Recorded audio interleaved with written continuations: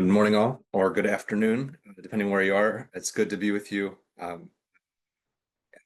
muted everyone, so when we're time for speakers, I invite you to unmute, and also during question time, you can unmute. Additionally, we are recording, so if you're interested in having the recording after this, at least for the main presentation part, that will be available. Thank you for joining our workshop, Nigeria at the Intersection, Governance, Development, and Peacebuilding. And geopolitics. It's a little side additional piece. It's good to have you with us. Thank you to our speakers who will introduce shortly for being part of this.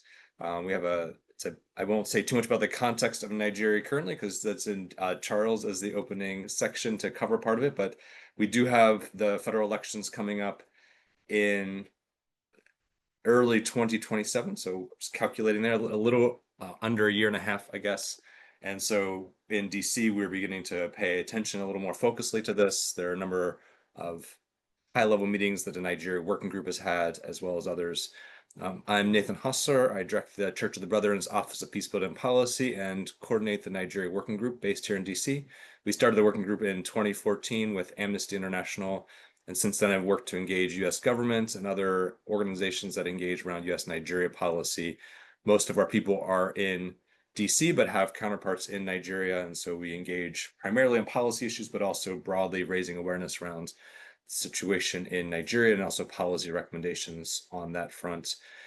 Today with us, we have Charles Kwelum, who is with Mennonite Central Committee.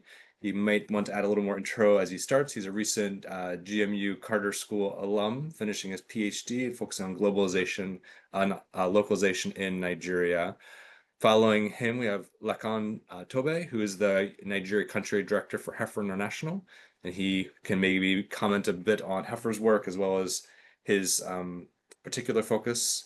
And then following that, we'll have Chidinma Chidoka, who's the Director of the Athena Center for Policy and Leadership in Abuja, as well as a PhD candidate at Howard University in the African program here in DC.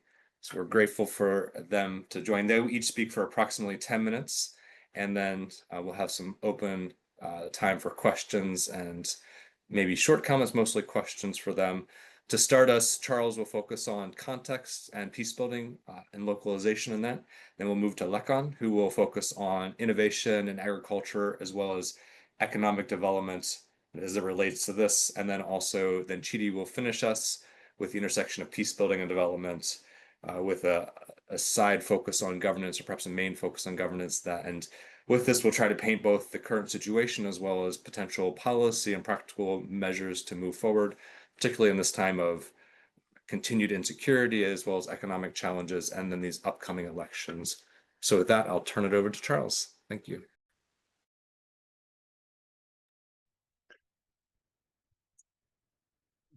Thank you, Nathan. I just want to add that I am also a co-chair with Nathan for the working group. I wouldn't.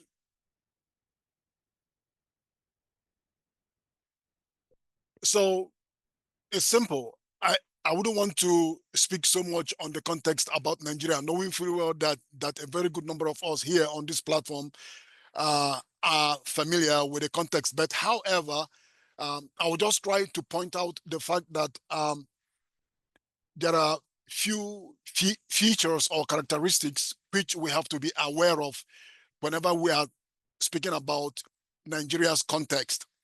One, you and I do know that it has always been referred to as the giant of Africa. And of course, at the moment, its population is about 230 million. But just to note that this country appears to be the most diverse country in Africa. And then also, adding to that is the fact that it is a country that actively embraces the dynamics of many languages, and then also religion is enshrined in its identity. So in as much as we have ethnicity as a feature and religion as a feature, but just to note that religion sometimes tends to overshadow the future of ethnicity.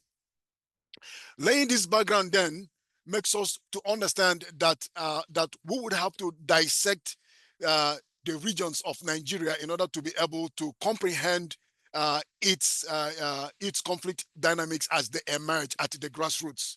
So just to note that Nigeria is politically divided in 6 geopolitical regions.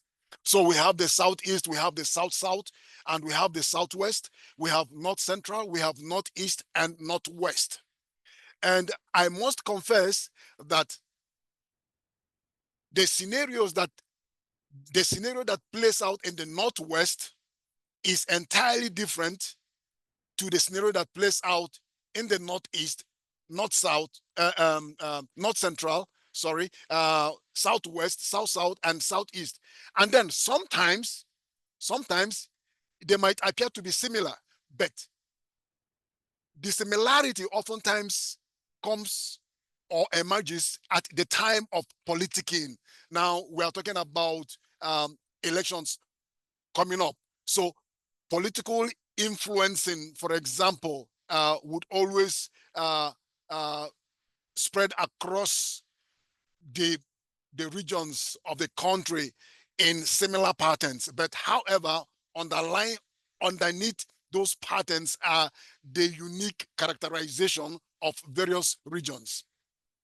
And on the slide here, you would see the states that comprise these regions. So if I talk about the southeast, for example, that comprises Anambra, Enugu, we have Imo, we have Abia. So we know that there is this separatist movement, this regional agitation, by that region. And then also we have banditry, which seems to have been some kind of export from from from the northwest, north central, through the middle belt, into southeast. Then we have kidnapping and criminality going on. We have communal violence, which are characterized by either ethnicity or religious, but most often ethnic related communal violence.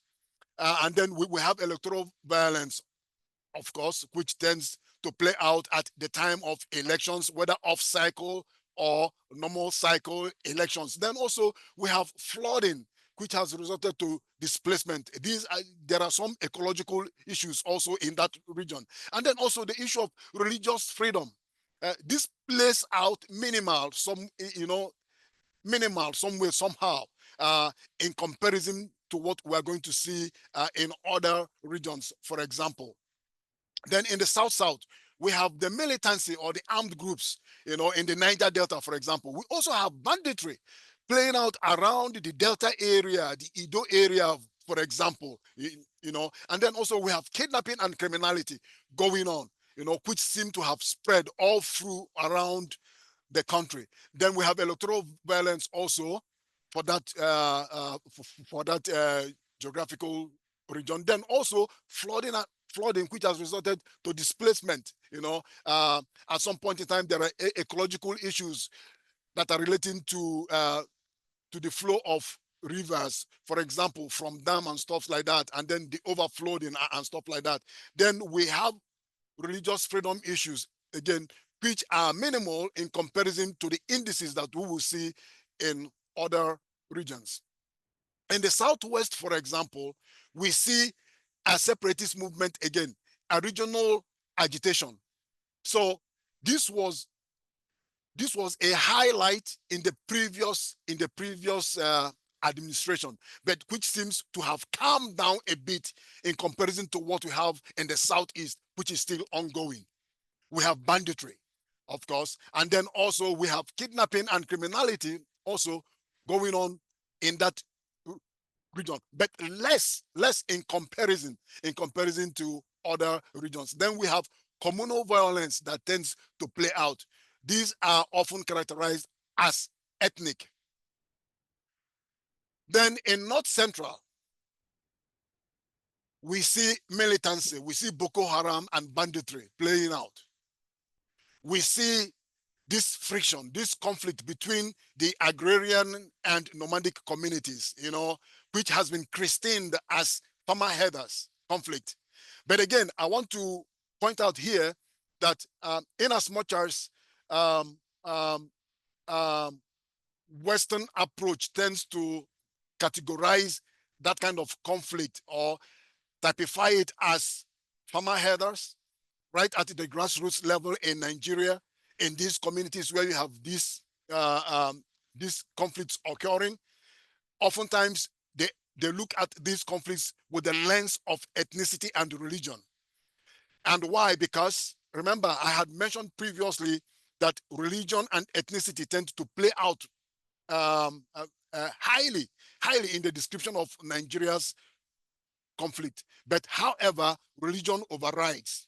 And so the identity, for example, of farmers or the identity of herders, irrespective of their communities, tend to, in a way, influence the judgment of those of them who are victims, who will characterize such violences and conflict as religiously driven with hidden agenda. Then we have communal violence, of course. We have kidnapping and criminality going on. We have electoral violence. We have flooding, which has resulted to displacement, of course, some ecological issues. And then just to note that the issue of religious freedom is a bit high in this region. It relates to the freedom of access to place of worship, for example, or expression of faith and what have you. And then what about the Northeast? We see militancy, Boko Haram, the ISWAP and the banditry playing out, still ongoing for over a decade now. We see ecological violence, the place where you see headers invading, headers going into farms of farmers in the agrarian communities. And then, of course, it results to violence because the herds have destroyed the products and crops from the farm. And then we see kidnapping and criminality going on. Flooding also goes on there. And then also electoral violence. And then religious freedom issue is also at a very high percentage. We have the Northwest. In these states that form this region, we see militancy, Boko Haram and banditry also still playing out, communal violence, kidnapping and criminality, which is very, very high, of course, there in comparison to other regions. Then we have flooding as well, which has resulted to displacement. We have electoral violence. And then we have religious freedom. And then religious freedom here is highest. It is highest at its peak in this region, the Northwest. So permit me to explain more on this, the economy of kidnapping. So if you look at the pie chart that I have here, this is drawn from a research and a report by a group regarded known as SDM. So if you look at the pie chart, you will realize that now on the circle, the black color there and the figures represent the number of those kidnapped in those regions. For the Northeast, oh, I missed it. Is my slide still showing? Yes. Yeah. Yes, Okay. it is. So in the Northeast, 205 persons have been kidnapped. 35 were killed. 79 persons. So in the South, the number of persons that have been kidnapped would be from Edo State 34. Then we have Rivers 54, and then we have in Delta State 79. And then also in North Central, 73 persons have been kidnapped, especially from the Federal Capital Territory region, that is the Abuja area. Then In Zamfara, for example, I'm talking about the Northwest. In Zamfara, in the Northwest, for example, in Zamfara, 1,203 have been kidnapped. And then in Katsina State, you have 566. And then you have 630 in the other state. And then in Southeast, in South in Southeast, you have 63 that have been kidnapped. So, and then you see the money, the ransom that have been paid. You know, if you calculate all these millions, for example, you would realize that that this seems to be a flourishing trade in Nigeria. I would say that overall, all these have led to mass displacement, severe poverty, especially, and the breakdown in social services and humanitarian crisis. And again, I will note that an estimated number of about 33 million persons are projected to experience food insecurity during this 2025 lean season. And actually, that has happened. And additionally, 3.5 million children in the in 6 northeastern states and northwestern states are at risk of severe acute malnutrition. Food insecurity affects 2.5 million children daily. And then climate change also exponentially combined with rapid population growth is being experienced. And then we see that the flood, for example, in the Northeast has resulted to humanitarian crisis, which affected millions of people. And then again, the situation elevated waterborne diseases, which are actually preventable. And then we see that Northwestern banditry, for example, as I mentioned, now the bandits from the Northwest has joined Nigeria's list of problematic non-state armed groups, which includes Boko Haram factions, for example, and then also the Niger Delta militants in in the South, and the separatist groups in the Southeast.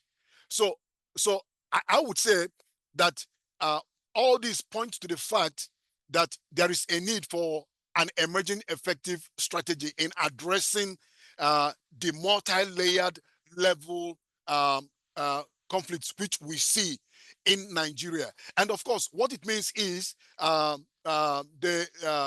community of practice, for example, or actors um, uh, developing a collaboratory, emancipatory kind of triple nexus approach to these issues, which tends to address peace building, humanitarian assistance or relief, and then development at the same time, simultaneously. So that is to say that you cannot just approach, implement intervention on one sector while neglecting the two other areas. And what it means, therefore, is that context is primary.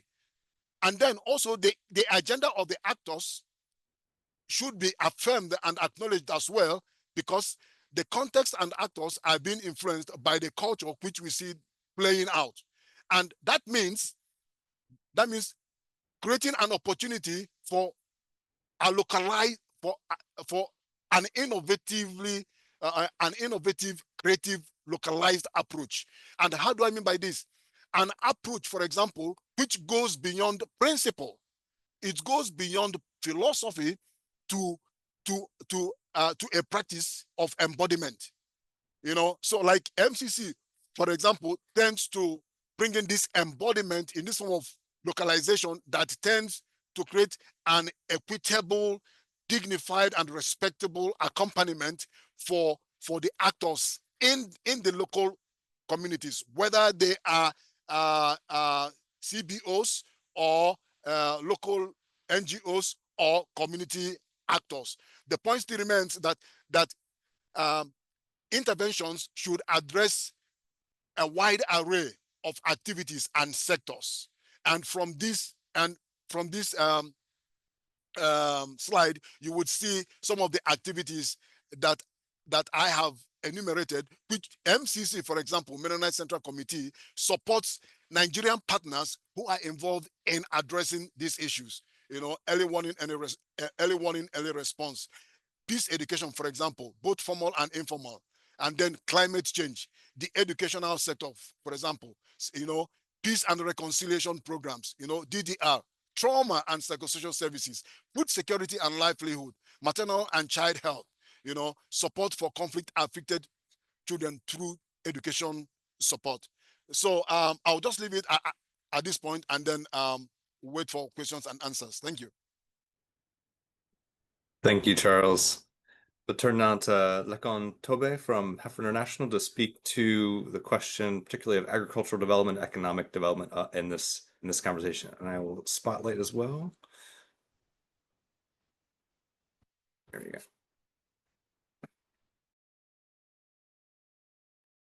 Yeah. So to start us with, I'll say Nigeria is a country of many contradictions, one of which is the issues of poverty in the midst of plenty. Nigeria is a country of over 220 million people. And of course, more than almost 60% of that are youth under 30 years, and the median age is around 19,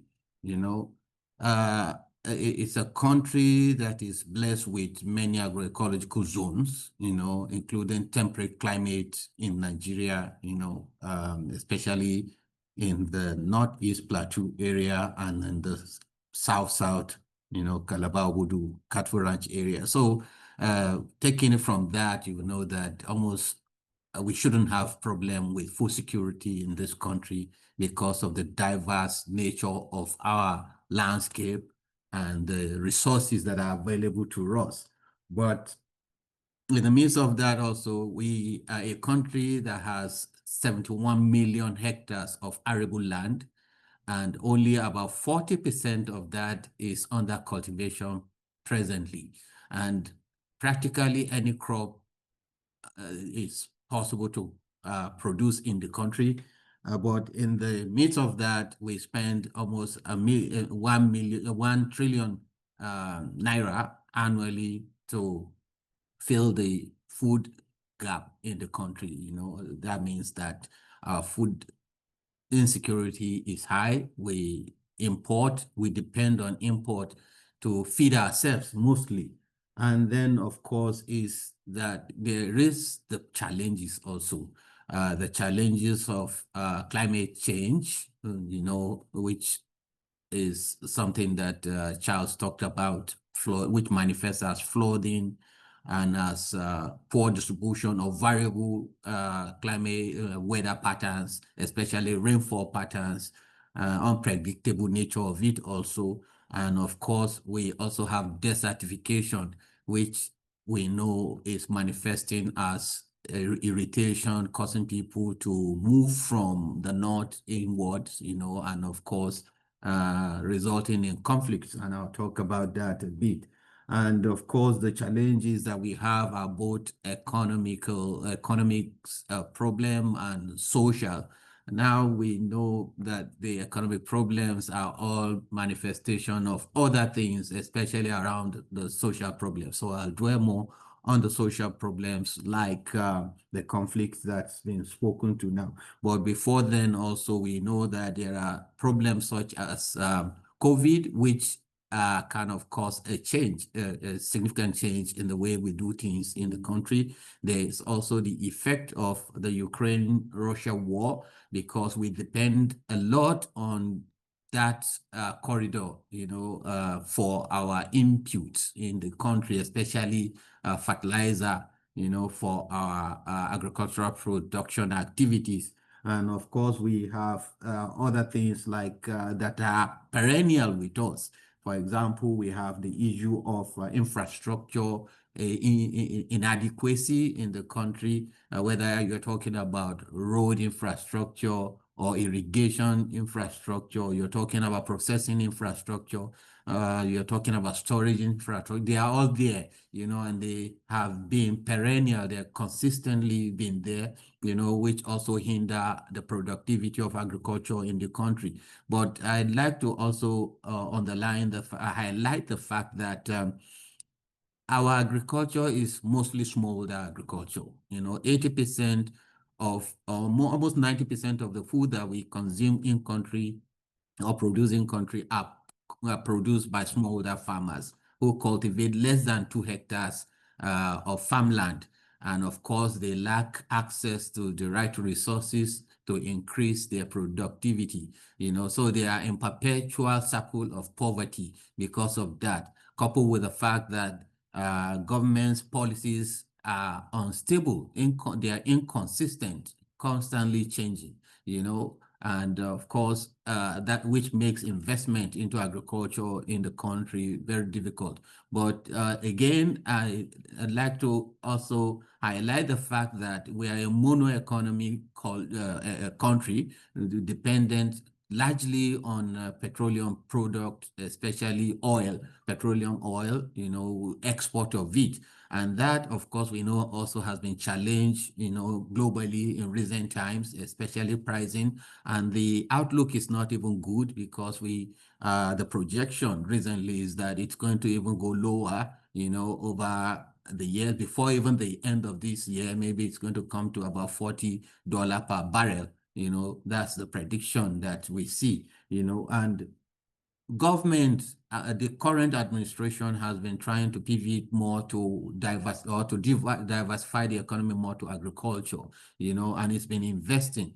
But again, we know that there are issues of misappropriation of fund, or the insincerity or the lack of seriousness or commitment to following through with some of those policy pronouncements or regulations or strategies that they put in place, all of which are hindering the progress of agriculture, in the space. We have poor access to finance that smallholder farmers and farmers generally are facing. We have poor land tenure issues, especially affecting youth and women, that are a very large proportion of our demography in the country, and of course, those are things that are difficult to resolve easily because of cultural barriers, to access. Then there's also post-harvest loss in the country, in the agricultural space, which is eroding even the little that is produced by the smallholder farmers.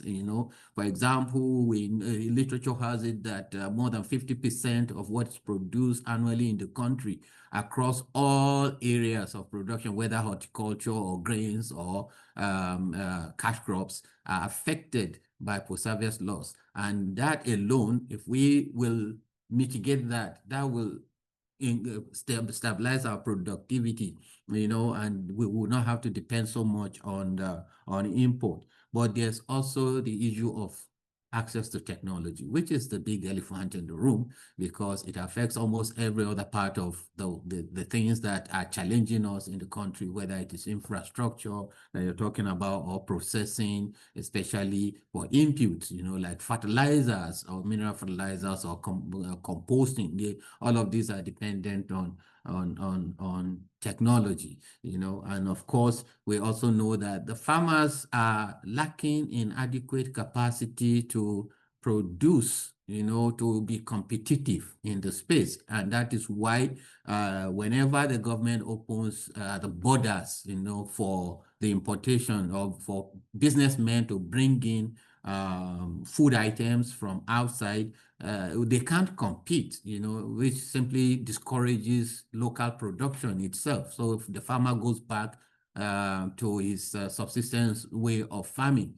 which is already challenged because it's manually done, and the manual production can take us far, So there are a lot of areas, that are challenging to us. But in recent, the current administration has a focus on different areas. For example, one of its focus areas is digital agriculture. It has a new policy that inherited a policy from the last administration towards the tail end of that one, that is called National Agricultural Technology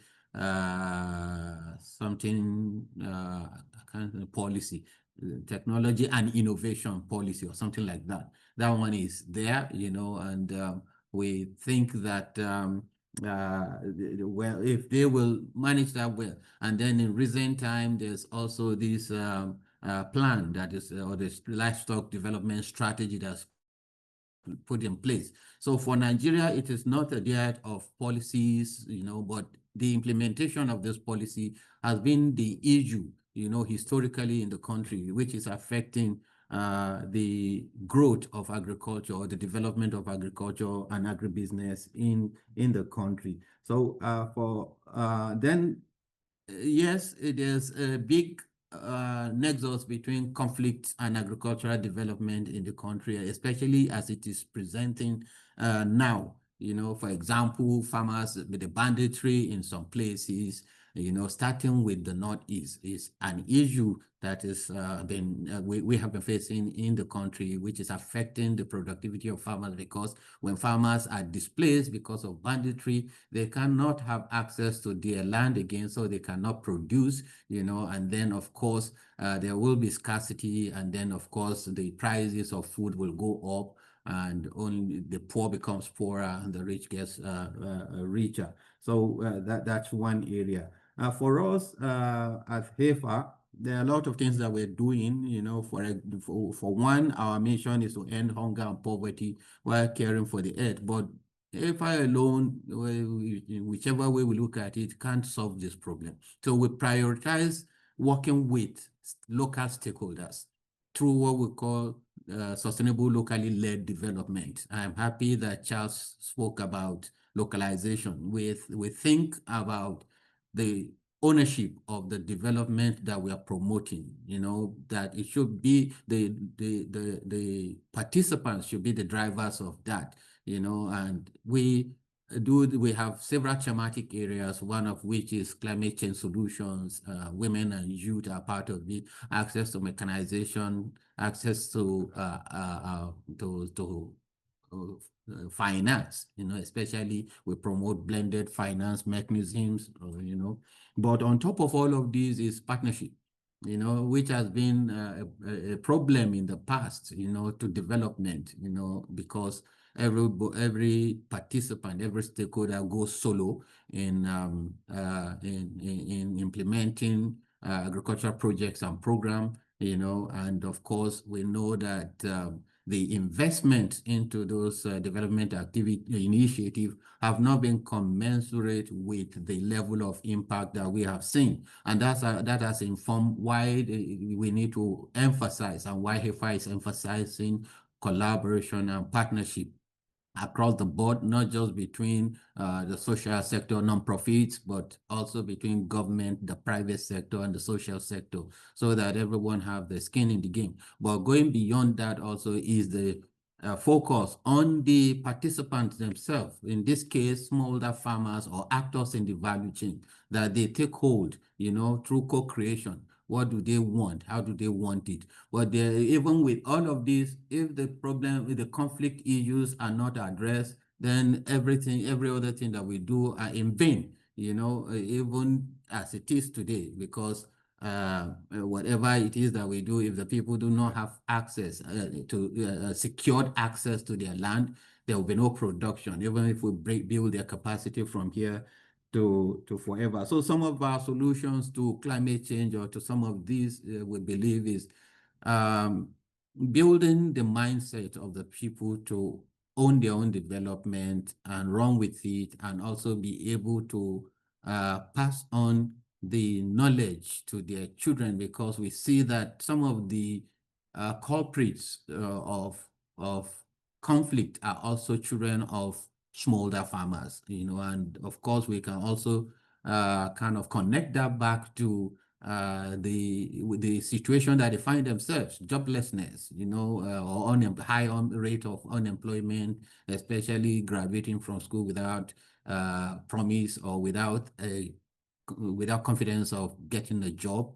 is an issue. And then of course we know that there's also the climate problem, which we, in our own way, are trying to solve through local solutions, and so on and so forth. So for us, there is hope for agriculture because of the resources that are there, but the conflict issue needs to be removed from the equation so that we can sprint into where we want agriculture to be. Otherwise it will be a futile effort, in many parts of the country at least. And fortunately or unfortunately, most of these parts that are affected by conflict, banditry, and so on and so forth are the regions that are mostly dominated with agriculture. So,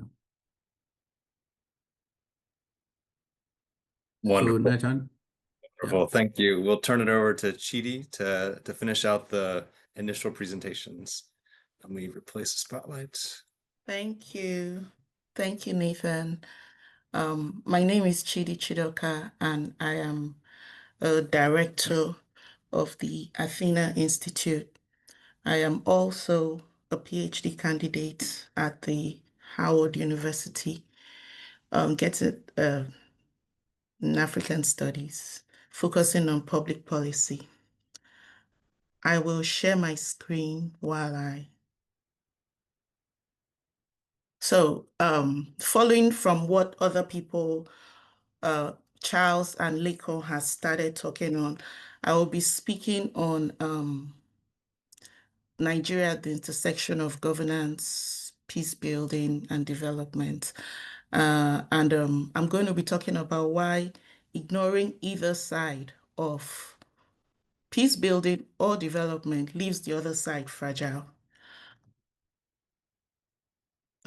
So I want us to think on this, a road repaired today, because when we think of development, we immediately think about building roads, building schools. So let's think about what we think about development and how, as wonderful as it is, it can be destroyed by conflict tomorrow. So I like to look at it this way, that development without peace building is like pouring water into a cracked pot. So contextualizing it, I'm looking at Nigeria's governance challenges that we all know about. So uneven federal state coordination between the agencies and even up to the local level.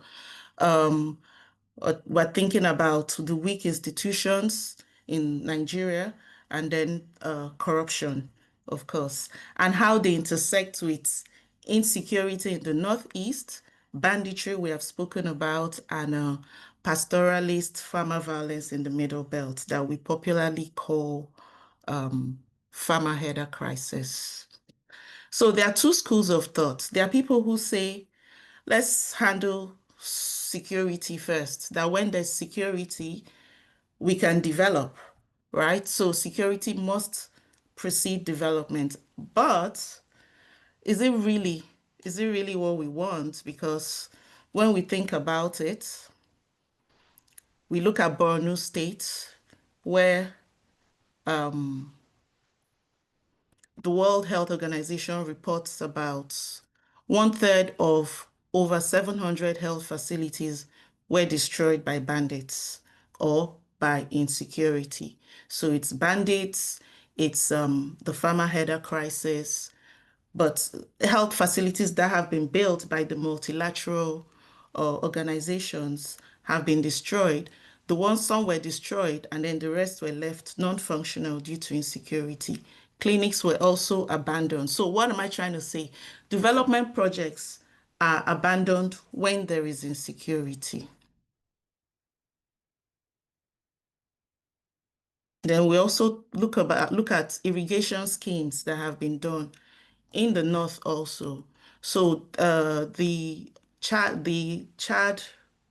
irrigation project that was done by the Chad Basin Development Authority in conjunction with the Northeast Development Authority also reports about how insurgents destroy key facilities in the area, including power plants.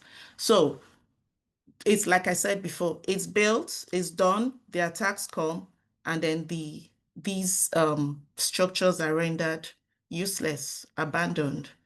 Then we look at Plateau State and we see how farmlands have been abandoned again in various local governments. So we talked about this livelihoods, poverty. People leave their farmlands and they run away into the IDPs.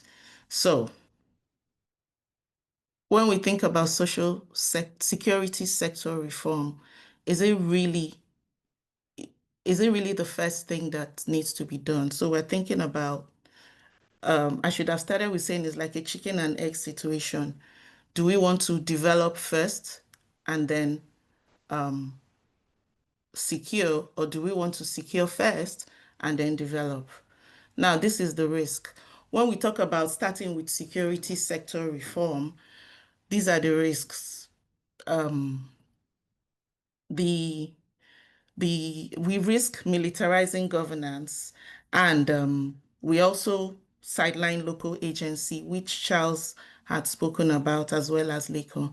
Then we ignore the economic drivers of conflict because we are focused on securitizing. Something else I should have said before then is that part of the risks of having these development projects abandoned is that the investors and the NGOs, they retreat because there's no state security protection, and there is complete loss of trust, absence of trust in the government. When I think about this, I think about the struggles that we have had as a result of even next door Niger and their and the instability caused by the coup there. So we wonder that, do we want to reform the security first and ensure rule of law before we start to develop? These are just questions that I was thinking about. Another school of thought talks about integrating community-led development, integrated community-led development. So some people say, let's not wait for perfect security before we start to develop. So let's embed peace building within development. And when I think about that, I think about traditional institutions, like we know in Plateau State, where they have the traditional rulers and stakeholders that form mediation committees for peace building. Then we also the famous women microcredit lending associations that's dealing with peace building and making sure that people have a livelihood. So I'm thinking about embedding peace building into development. These were the things I thought about. The traditional institutions and the community mediation committees played a role in stabilizing markets and reducing clashes between farmers and herders, especially in border towns like Goma local government in Benue State. And then the women in Nasarawa also, they contributed to resilience and livelihood. So that could be something that we could look at. Some people even talk about having some of the local government councils work with the stakeholders to to to to work on the budgets needed for rebuilding these conflict-torn communities. But so for the thoughts, what works for, why is it good inclusive governance when we think about embedding peace building in development? It's adaptive, yes, it's inclusive because everybody is part of it, the traditional rulers, the faith networks, the women, the local government, but it does overestimate local capacity. And doing that, the real threats, security threats, are underplayed. What do I mean by this? Sometimes you look at a conflict situation and you think it's a farmer herder crisis, but sometimes it's really just bandits. Just like Charles had said before, the issues in the northwest of Nigeria and in the issues in the Northeast are completely different. While the outcome is the same, the underlying causes and drivers are usually different. And just adopting what I called an inclusive government structure may not pay attention to the real security threats. And of course, it has no state backing. So what do we do? I think that peace building and development are mutually reinforcing. So governance is what integrates them. How do you bring government into peace building and development? How do you make government policies integrate these two at the formulation level? So how do you bridge the divide? I think of something like hybrid governance frameworks, where the federal ministries, state governments, and civil society co-designs programs linking road construction to local peace committees. It sounds like there are two different things, but when the irrigation project that I had showed earlier, it was I believe it was Kano State, when the government came back on board and completed that irrigation dam, the farmers were rejoicing, but the pastoralists were not happy because, according to them, it went through their grazing routes. Adaptive programming, where a budget should include a rapid response mediation fund or flexible timelines when insecurity disrupts projects. So the dam is destroyed or the irrigation project is destroyed. Governments should have a mediation, a fund where they are able to quickly get back on top of the project and fix it so that people's lives are not disrupted. Of course, when we think about corruption, as Nigeria is we talk about a lot, talk a lot about it. An accountability mechanism where transparent procurement and community monitoring plays a big role. And I feel like that will also help to deal with grievances. Then we think about regional cooperation, where how does ECOWAS and AU frameworks play a role to coordinate border security and refugee protection and climate adaptation? I think that there are lessons that Nigeria can incorporate into their policy development and formulation that these regional organizations can learn from. So thinking about regional issues, I think about the geopolitics aspect in this issue, and is there an opportunity for Nigeria or not? Nigeria's leadership in West Africa allows it to model these integrated approaches I've talked about. Like we have all said, is the largest economy, is the most populous in the region, and is also a political heavyweight in ECOWAS. So Nigeria can set the tone for how development, peace building, and governance are linked in the region. So when we think about like climate adaptation, I had spoken about the climate adaptation funding, tying it to community mediation.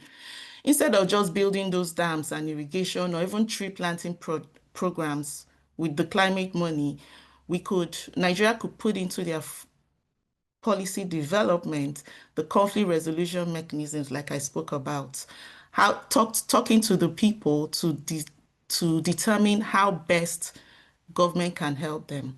So if we take Benue State, for example, any climate resilient agricultural program should include a farmer header mediation committee so that whatever environmental adaptation that is chosen does not spark new conflicts. Then we think about agri subsidies also. And then we feel it should be contingent on inclusive local councils. So Nigeria making subsidies for farmers, inputs or cooperatives, they should make it conditional on transparent and inclusive local governance. How many women are involved? How many youth are involved? Right? The minority groups, make it easy for them to qualify. Then also linking domestic governance to regional peace building strengthens the two sides, strengthens both peace building and strengthens development.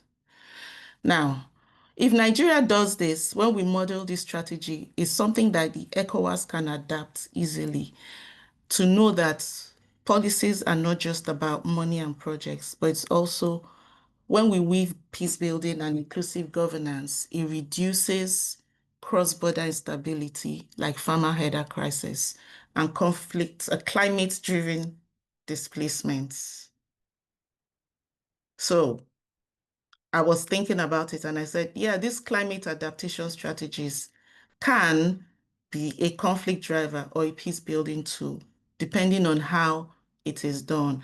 And when Nigeria does this properly, we are teaching the rest of the region how to hardwire inclusion and mediation into our development policies. What do I think Nigerian government should do? Nigerian government can invest in local peace infrastructures while funding livelihoods. We embed conflict sensitivity in governance decisions from budgeting to service delivery.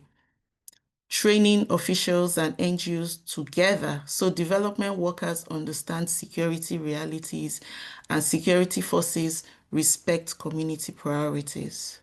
And then evaluation of the projects jointly.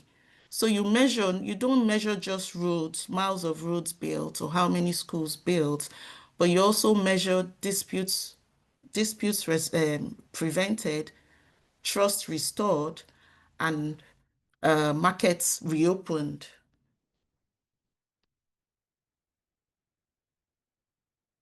So governance, when it ignores peace building, development is fragile. And when peace building ignores livelihoods, peace is fleeting.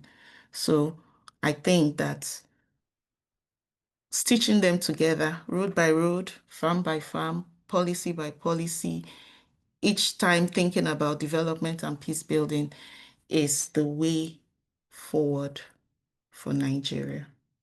Thank you. Thank you, Chidi, Charles, and Lekon. I appreciate these presentations. I'll let Chidi stop sharing. I'm also going to stop the recording. We're scheduled to go to the top of the hour, but I think we can hang around for a little bit if there's some questions, but I'll pause recording now. But thank you all for joining. I will put my email in the chat. If you'd like to follow up on anything, I can connect you with speakers and the various areas of our work. I'll pause recording and then we can take some questions.